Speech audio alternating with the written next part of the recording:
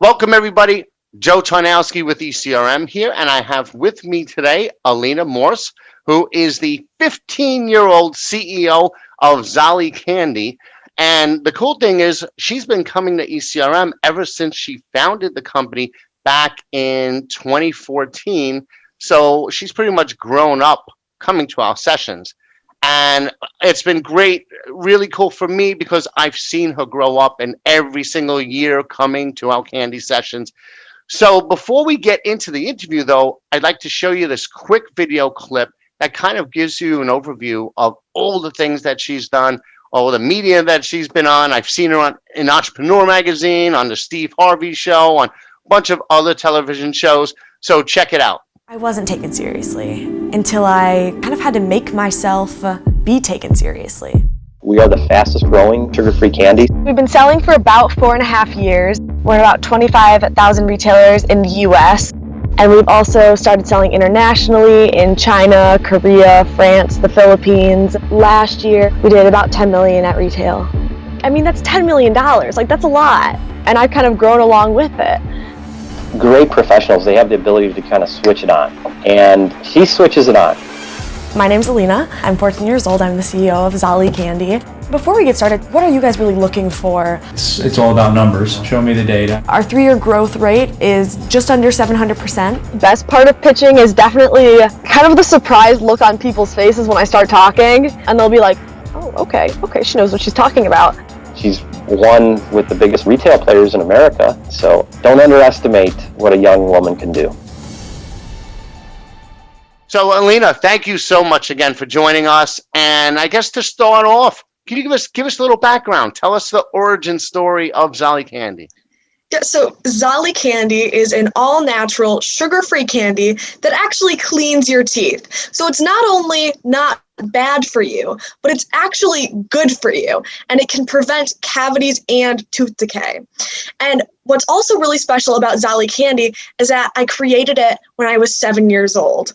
On a trip to the bank with my dad, the bank teller offered me a lollipop, and my dad told me, you shouldn't have candy because sugar is terrible for your teeth.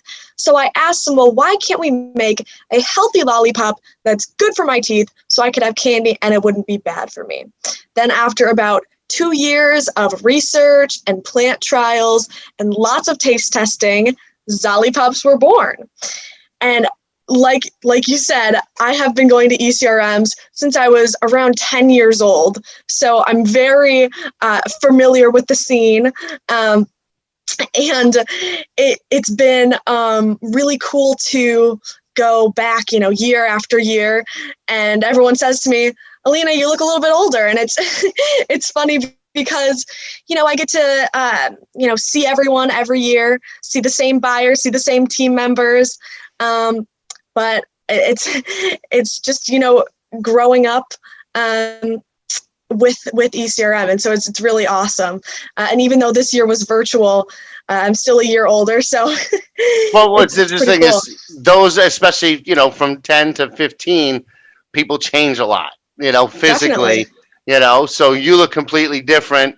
And, most of us in the industry are older. We pretty much look the same. So and it's been great seeing you guys at our sessions. And, take us through the products because you have several products. You started with the Zolly Pops, right? But you've expanded into several different products. Yeah. So at our first ECRM, we had only the Zolly Pops. And Zolly Pops are the OG product, the after-you-eat treat for a healthy smile. And we have it in 6 different flavors, strawberry, orange, cherry, grape, pineapple, and we have new flavors that are now available, which are green apple, blue raspberry, peach, and watermelon. So we're super excited to be releasing those in our new tropical bags. But on the Zolly Candy line, we also have Zaffy Taffy, which is a sugar-free, chewy taffy that has the same great teeth-cleaning benefits as Zolly Pops, but it's in a chewy taffy form that doesn't stick to your teeth.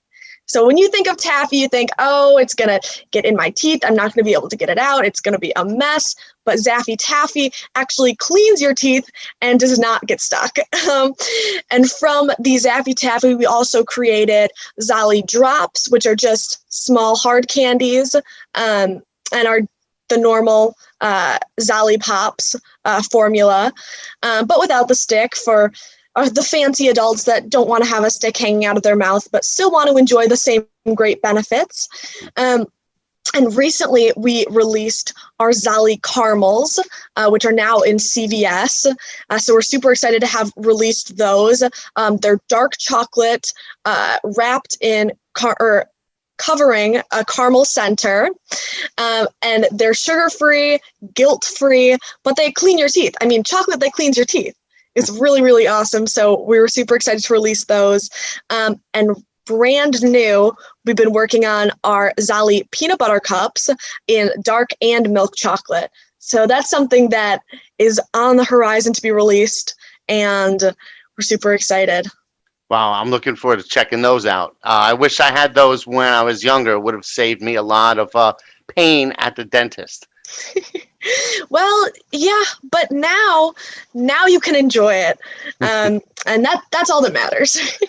Are you seeing, because over the past few years, right, healthier foods have become a lot more popular, especially among younger generations? They're growing up thinking of their health, they're eating better. A lot of them are working out regularly. It's, they kind of grow up doing it. They're not even, it's not something that they have to do. It's part of their lifestyle. So have you seen that kind of driving some of the interest in your products? Definitely. Healthier, free from foods are trending, and they have been for probably the past, 8 to 10 years. We really see as our main consumer being the millennial mom. And I personally see that as the first generation of that trend, of that healthy, free from dieting trend. And so Zolly Candy, we're actually diabetic friendly, as well as we fit into the keto diet.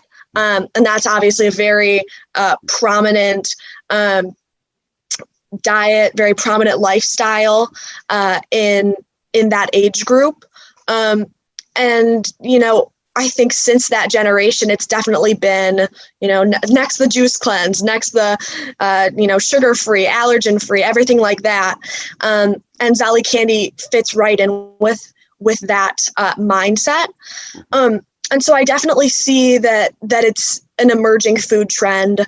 And we've seen brands pop up from, snacks to, different technology and exercise equipment, all centered around this healthy body, healthy mind, everything like that. So we're definitely a desirable product while we're in this trend. And especially during the pandemic, people are thinking about their health more than ever. They want to take care of themselves. They want to eat healthier.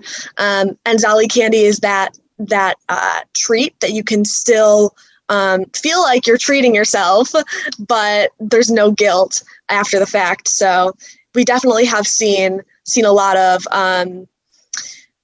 interest shown in this healthy candy category.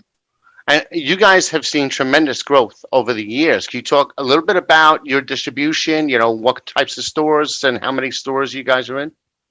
Yeah, so from our initial first retailer being Whole Foods, we had 50 stores, and now nearly 5 years later, we're in over 25,000 retailers in the U.S., while also selling internationally in China, Korea, France, the Philippines, Morocco, the UK, so many other places around the world.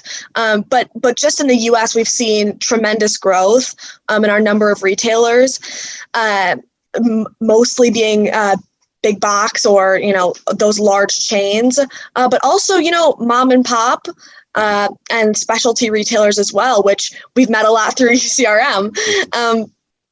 But for us, with our 3-year growth rate being nearly 700%, we definitely have seen, a steady incline of growth.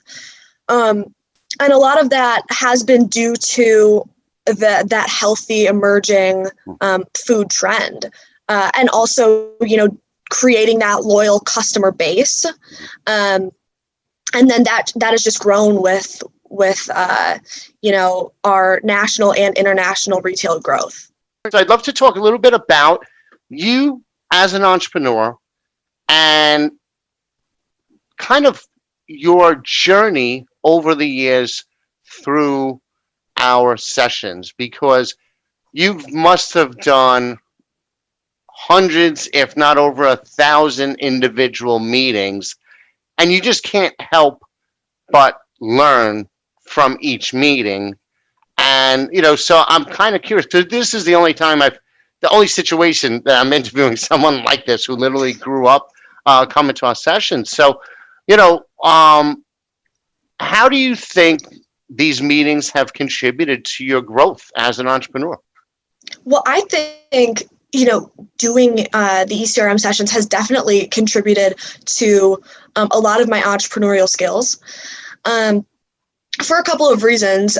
One being, when you're put in that pressure, time crunch situation, you're forced to really be on the ball and go quickly, but not too quickly, and, be direct and make your proposal, but also, be really aware of, their body language, how they're seeing like they're reacting to what you're saying.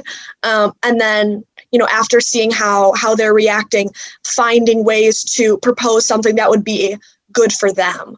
And I would say, definitely in the short meetings, you have to find ways rather quickly to, cater to what they think they want or what works for them.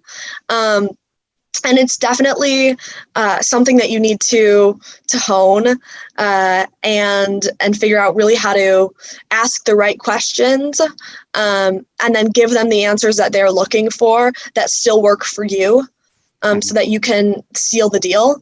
And it's honestly sometimes funny, like a TV show, like, okay, we got 10 minutes, we got to I got to get all this done. And then at the end, if you make a deal, you're really excited about it.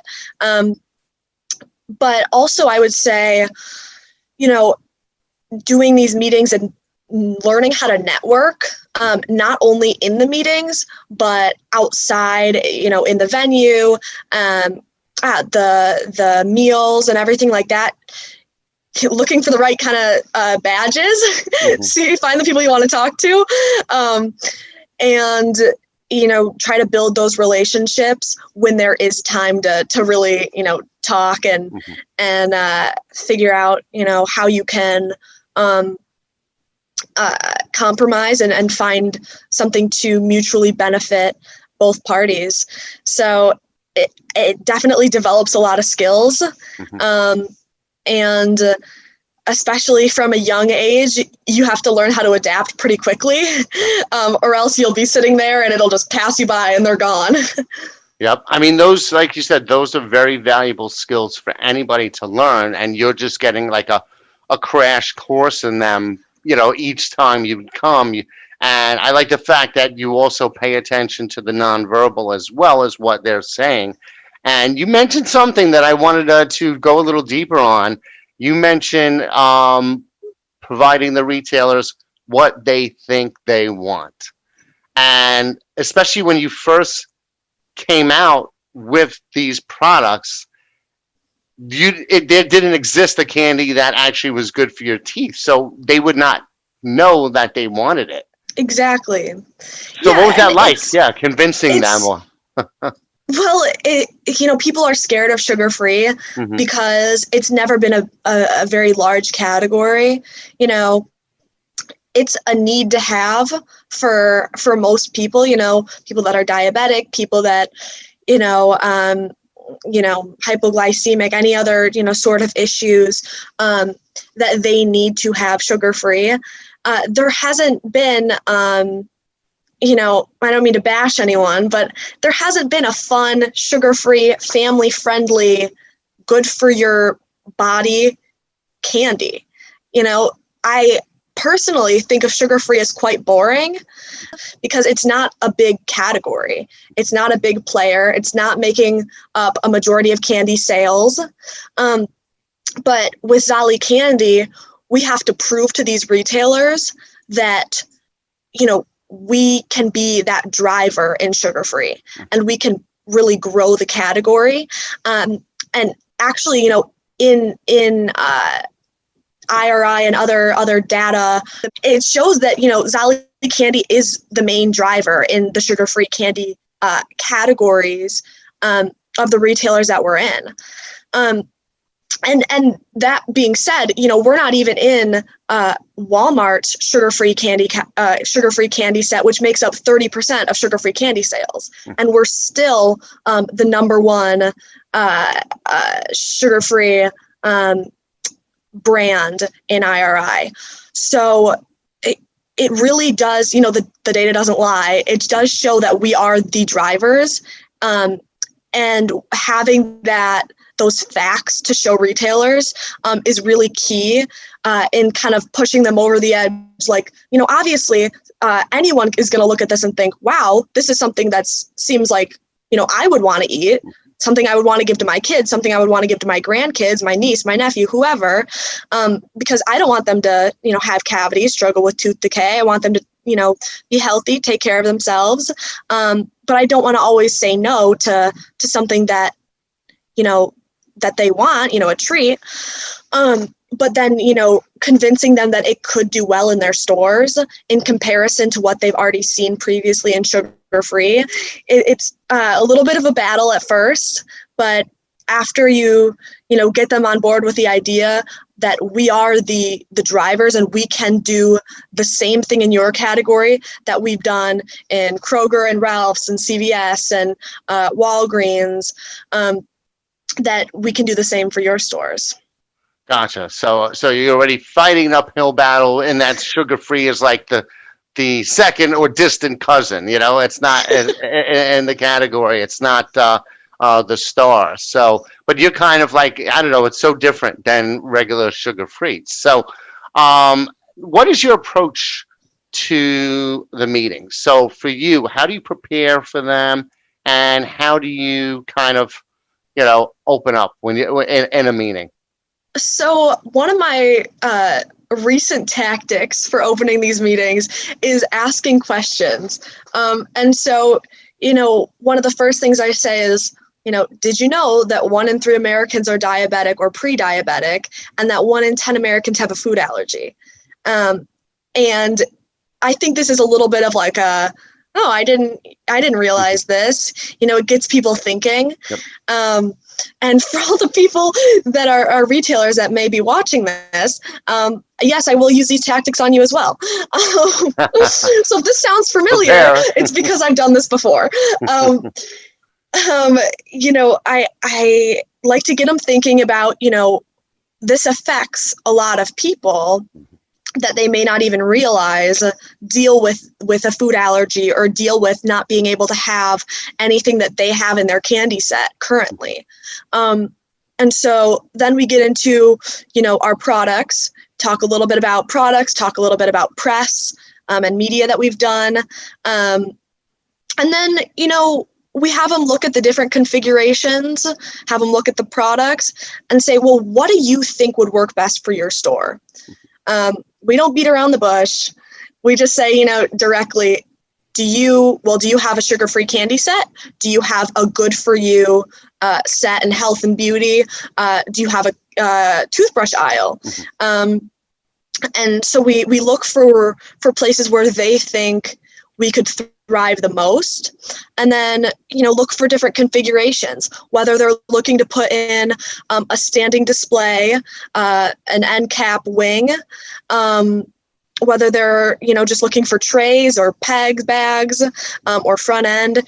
Find something that caters to them and what they think would work best in their stores, because they know their categories just like we know our products. And so, finding those ways to work with them to find something that would work best. And even, especially for seasonal shows, we like to share, limited edition and things that are exclusive to them. So people are going to them for the special edition flavor, special edition bag, because people love something that's exclusive to them. Yep. So, just finding those ways to work with them and make sure that they're finding something in our selection that they're happy with. I think the cool thing about our format, right, the way you have all of these private one-on-one meetings, is that for you, from the product development and packaging development side, it's almost like a big focus group. So how do you take that? How has that input from the buyer meetings come into your product development and packaging design? Well, it's definitely been helpful.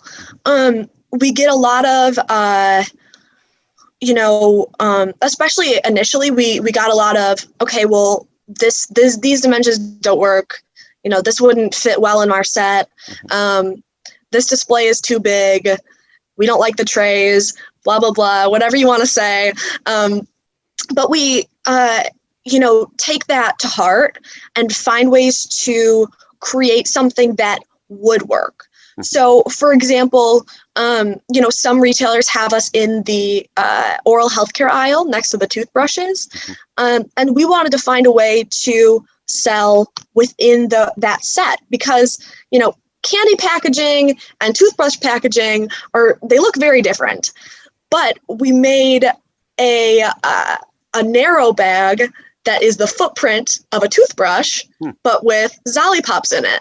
So, finding ways to adapt to where the retailer wants us. And even if they don't ask for it, coming back to them with this, okay, well, we have this idea. We have this mock-up of something that you could sell right next to the toothbrush. And so it's, like I said, finding things that work for them. And we really do take that criticism to heart because, we want to work with more retailers. We want to build good partnerships. And, even if it's a little extra work to create something new, it's, usually worth it in the long run because, they want something that works best for them. Yep, I like that idea of the Zolly Pops and that packaging. That's really cool. But a great example of taking buyer feedback and incorporating it into product development. So now I know you guys have gotten a lot of business from ECRM. Tell me about your first close. Your first close that came from one of our sessions. Oh man, that's hard to remember. I have a feeling after. Well, you know what? If it's that many that you can't remember, that's a great thing too. It's been probably over 500 meetings, and so it's definitely hard to recall. I don't even remember when I was 10 that much, honestly. But we have definitely made a lot of great deals with ECRM or through ECRM. We had some of our first buyer meetings with CVS, Walgreens, Kroger and Ralph's. So, it's definitely been a lot. Yeah, those are three nice ones right there. Yeah. So, but now, right, because you've been doing these in-person meetings for years, and a lot of them, right? Now, with COVID, we're living in kind of this world. So, yeah. What were your thoughts when you first heard about the virtual sessions that we were doing? I was pretty excited. I definitely got a little bored during, the summer because couldn't really see my friends, couldn't really see like our family or anything. So it was a lot of hanging out at home, doing work, doing, reading and other things like that. And after a while, you kind of like, this routine, it gets boring, especially because I'm so used to traveling, especially during summer, so that I don't miss as much school. I try and pack my trips into summer, but that didn't really work out. So I was a little bored, but I was really excited to hear that there was going to be something to do. And that being, ECRM was also really exciting because we had a lot of new products that we had been working on and perfecting over this time, like our Zolly caramels and our new tropical flavors that I was talking about before. And so being able to have those all done and ready to present to retailers, I was super excited about. And it was really nice to see a lot of the retailers or see a lot of the buyers that, we've been meeting with for so many years, and catch up a little bit, show them what we've been working on. That's great that you actually used that downtime from traveling to kind of focus on product development. So it's not like it was wasted time. You weren't, just sitting around doing nothing. You were kind of getting ready so that by the time, our session was ready, you were good to go. So now you have grown up on digital, so I'm sure for you, it probably was not that difficult to learn your way around the platform when they first started taking you through prep and learning the tools. I'm sure it was a snap, right? Well, yeah, I would say, it was pretty easy, but I would also say, you don't have to be a genius to figure it out. It was really user friendly. And because I was, used to using the iPads and everything like that, a lot of it was the same. You take notes. The only things that were, different is that, you didn't shake hands in the beginning. But, you could still share your screen, share the deck. And so that was really awesome to be able to, still have the presentation to follow along with, and still, between the three of us that were on the meetings, be able to show the bags and show the displays and everything. So still having that presenting feel, and having all the same tools that we were used to, being able to take notes, see their contacts. It was even a little bit easier because you didn't have all the setup time. Because, I will say we do love to set up our room pretty extravagantly. So, not doing all of that setup and taking that day was definitely a little bit easier. We missed being able to see everyone face to face, but it was a really user-friendly and cool way to still do our meetings. Well, I was very happy to hear you say it's very similar to the technology at our in-person sessions, because basically that's what we built it off of. We built it off of the Connect app. So anybody who has been using that app, it's not a big step. There's a few more bells and whistles. I don't know if which we've now launched. I don't know if we had it at the candy one, but we've had it at a few other food and beverage sessions. But we're doing roundtables now, where we'll have like 3 different or 4 different virtual roundtables on different topics that are key to that category. Oh, wow. Yeah, so we just recently that's started awesome. doing that. So we're doing, we know that in-person's not going to happen for a while. I mean, now, especially you see in Europe, it's coming back. We have a wave coming back here. Who knows what's going to happen down the road? So we want to be ready for either way, but we wanted to bring the experience as close as possible to in-person. And you guys really jumped on the train early. You got it done, and it was done in time for those meetings. So that was really awesome. And it's great that it's already, been developed, and now it's like, working out kinks, anything like that is pretty, easy because it's already, all set up.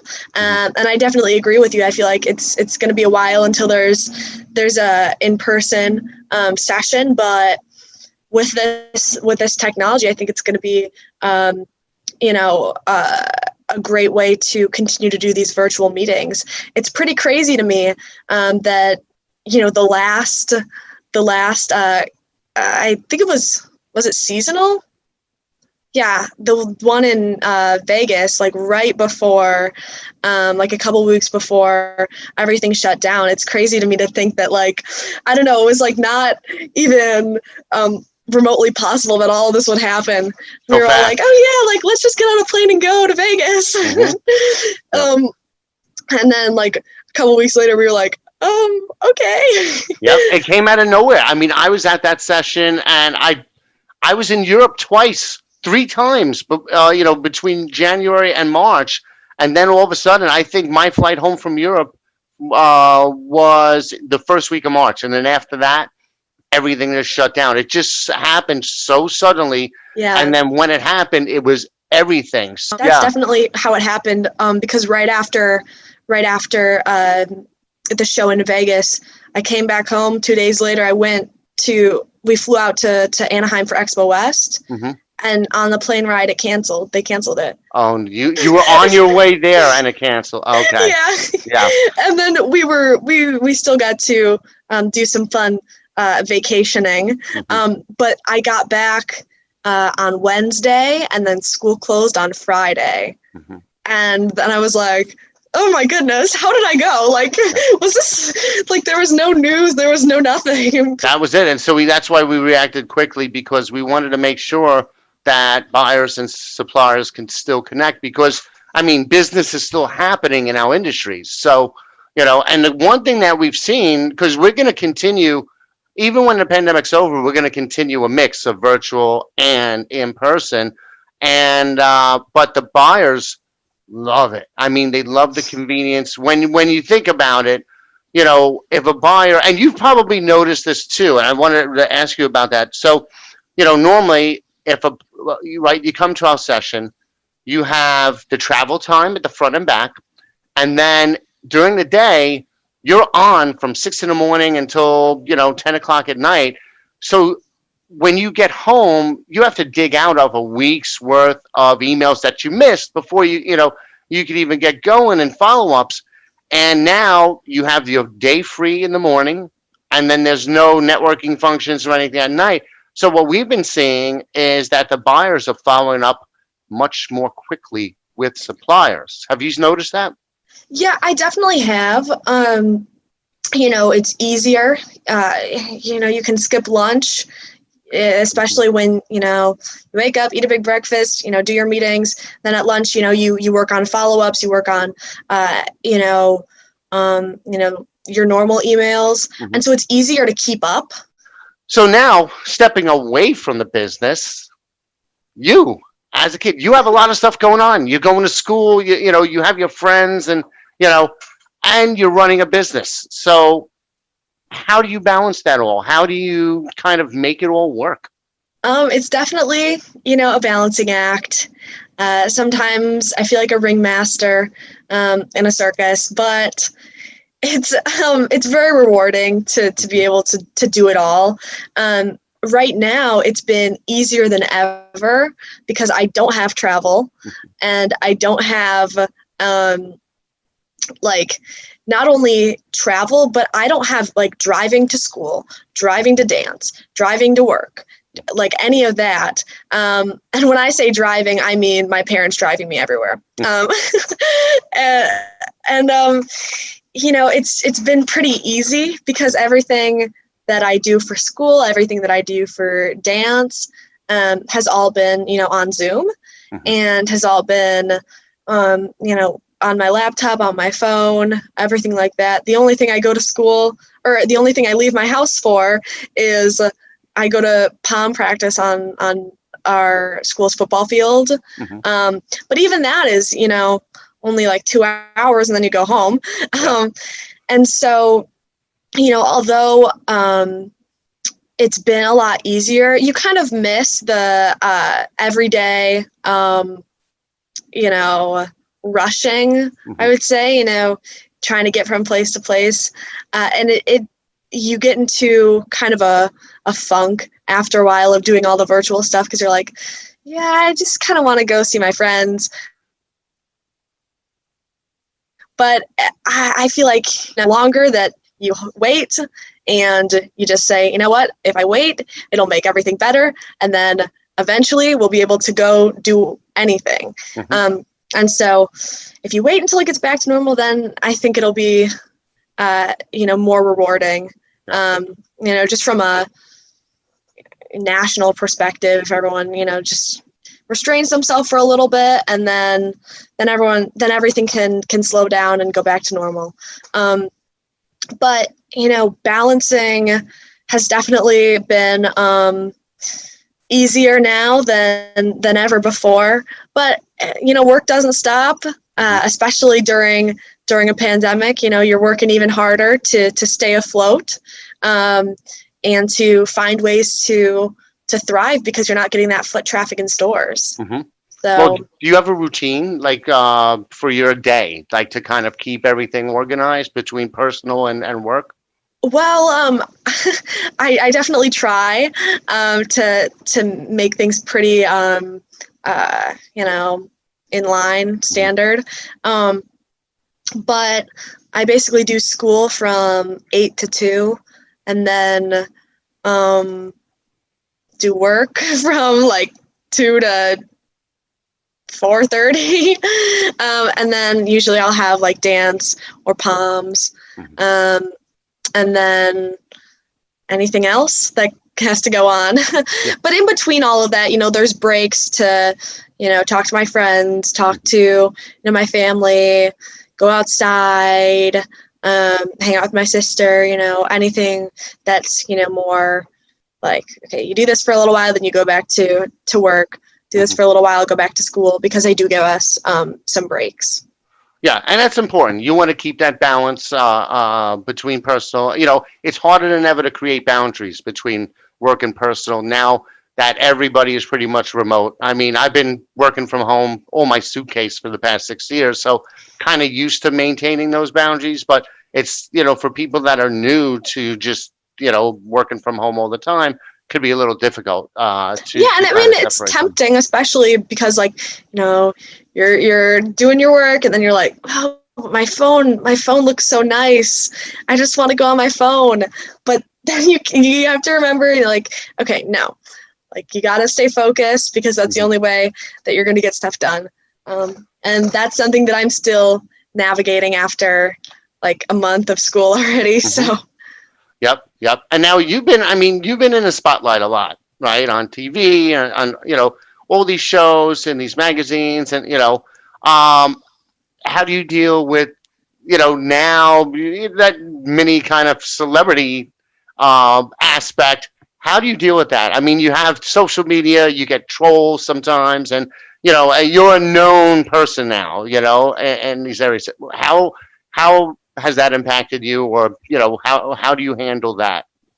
I think in certain aspects you could say, oh, she's known, but from a big picture perspective, like, it's like, people want to say like, oh, I'm famous. I'm not, but I think, over the years, it's been an adjustment, because people know me as the Zolly Pop Girl, and a lot of people at my high school don't even know my name, and they think of me as the Zolly Pop Girl as my name.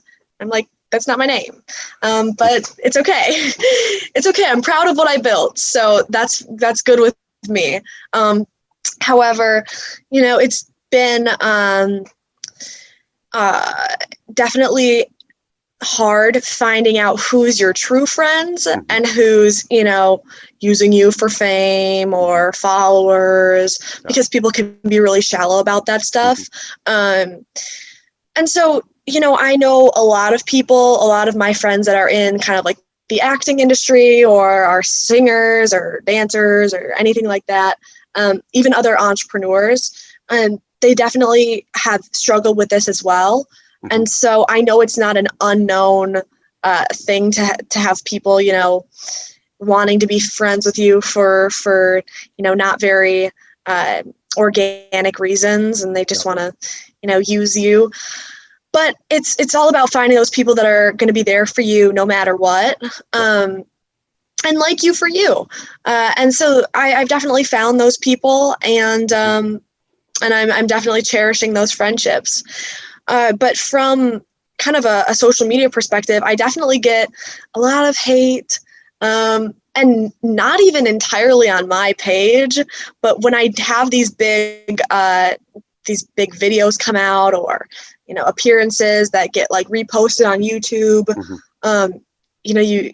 you get so excited because you're like, wow, this has like a lot of views. It's a lot of publicity for the brand, a lot of exposure, more people knowing about Zolly candy, knowing where to buy it. And it's exciting, you want to have that kind of exposure, but then you look at the comments and you get kind of disappointed because it's like, oh, well, it's not her company. Oh, she's just the face on the package. But you've seen me at those meetings. Yes, I've seen your conversation. I've seen your conversations, and they're real. They're real. It's not fake. And that's why I was so excited when the Shopify video came out, because it showed actual insight of me in the meetings. And I'm like, you can't tell me that I'm not working and that it's not, something that I've spent a lot of time working on, because, the proof is right there, and you can see it. So that was something that I was really excited about, because I definitely deal with a lot of that. And even, the hate as petty as like, oh, she has a Samsung, let's make fun of her. Like, why? Why can't I have a Samsung phone? Let me be. So, just dealing with kind of petty stuff like that. But I have to, step back and realize people aren't trying to hurt me. They're just, insecure, or there's something inside of them that doesn't feel fulfilled. And they don't know how to deal with that, so they project it onto other people. And in that sense, it's kind of sad, and I feel bad that it's, coming from a place of insecurity. Yeah. So, I can't hold it against that. You nailed it. That's a very, very, I'm not saying this in a condescending way. That's a very mature way of approaching social media, because it is more reflection on them than on you. As you grow in followers, as you grow in social status, you tend to get more hate. And so, as I see it, it's like, well, at least I'm doing something right. People want to see what I'm doing. And if these people are on my page, they took the time to try to make me feel bad about myself. I guess it's just more exposure. So now, do you have, because we're going to have one more question, actually two more questions. One question is, do you have like a network of other young entrepreneurs that you stay in touch with, or learn from, or share experiences with? Definitely. So I've been a part of a couple different groups. Some have dissolved, and some have some just aren't as active as they used to be. But the friendships nevertheless have definitely continued. I have probably, 7 to 10 entrepreneur friends. And some of them are adults now, actually, which is crazy to think about. But there's a couple that are right around my age. And even, I don't know if any of them are younger than me, but there are a couple that are right around my age. And then some of them that are older, which is more, more common. You find people like right around 19 or 20 that are, starting to be an entrepreneur, regardless if they went to business school or not. And I think it's just a common age where you're like, I want to do this. And it's a very appealing job, right when you're around 18 and you're like, crap, I have to get a job. Like, I'm not in school anymore. And a lot of my friends, they've dropped out of school, Yeah. actually. So, they're like, well, I don't want to work for someone else. Let's start a company. And so I definitely seen that in a lot of my friends. But, these young entrepreneurs have definitely made me feel less alone, and less kind of odd one out, if you will. And because, you don't really think you're going to have the exact same experiences as another person. But when you talk to these other entrepreneurs, you realize, like, wow, like, these people are in the exact same position that I am, no matter what they're selling. Doesn't matter what industry they're in. They all struggle with, people trying to be friends with them for fame. They all struggle with people telling them that, they can't do it because they're a kid, that it's not their company. And, everything in between. And it's really interesting and kind of reassuring to talk to these people and realize, you're not alone. You're not the only one that feels like this. And so it's been really cool to kind of build these friendships over the years, and, be able to not only have people to talk to that'll understand what you're going through, but also, help promote each other and not be as competitive, and just, try and help each other grow and be successful, mostly because, none of us are in the same industry, because it's so, difficult to find other young entrepreneurs because there's not that many of us. But when you find them, they're in doing all sorts of different stuff. And so it's, always great to give each other shout outs, help each other be successful.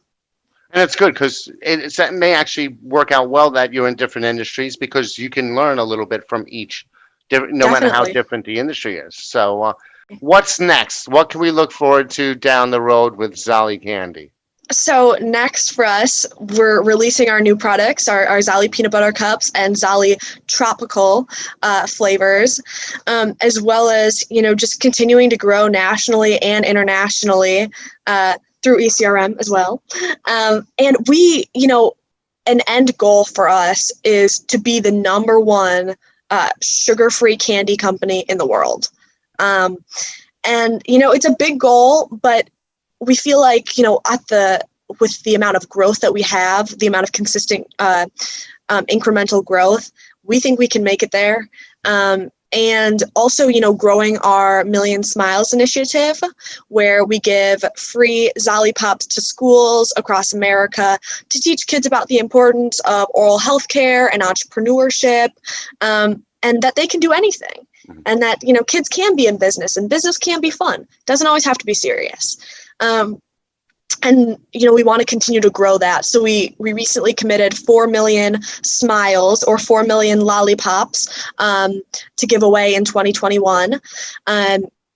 But we want to get to 22 million smiles, so 22 million lollipops, because there's 22 million elementary school kids in America. And so we want every kid to have a clean mouth, a healthy smile, and a Zolli Pop. Great goals to have on both counts. So, Alina, thank you so much. This has been a lot of fun and informative, and it's been great to learn a little more about you as an entrepreneur. So, thank you again for joining us. Thank you so much. Keep smiling. I will.